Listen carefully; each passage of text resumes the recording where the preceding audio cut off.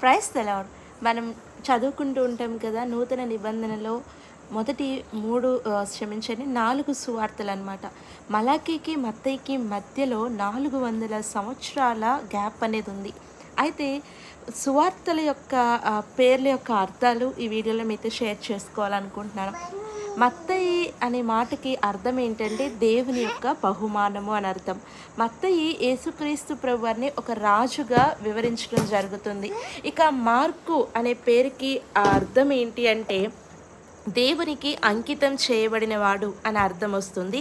Mark యేసుక్రీస్తు ప్రభువారిని ఒక పరిచారకుడిలాగా, సేవకుడిలాగా వివరిస్తారనమాట. ఇక లూకా అనే మాటకి అర్థం ఏంటి అంటే కాంతి ఇవ్వడము లేదా వెలుగుని ఇచ్చేవాడు అని అర్థం. లూకా గారైతే యేసుక్రీస్తు ప్రభు మనుష్య కుమారుడు, ఆయన పరిపూర్ణ మానవుడు అని చెప్పే విషయాన్ని లూకా సువార్తలో ఆయన క్లుప్తంగా వివరణ చేస్తారు.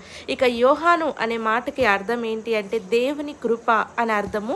యోహాను గారు యేసుప్రభు వారిని దేవుని కుమారుడుగా, అంటే ఆయన ఆయన పూర్తిగా మానవుడు మరియు పూర్తిగా దేవుని యొక్క కుమారుడు అనే విషయాన్ని వివరణ చేస్తారనమాట.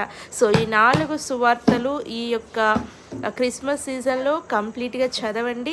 దేవుడికి మరింత ఆయన యొక్క శక్తిని ఆశ్రయించడానికి లేదా ఆయన మీద విశ్వాసం ఉంచడానికి, ఆయనలో ఎదగడానికి, మనకి ఆయన గురించి తెలుసుకోవడానికి ఈ 4 సువార్తలు బాగా ఉపయోగపడతాయి.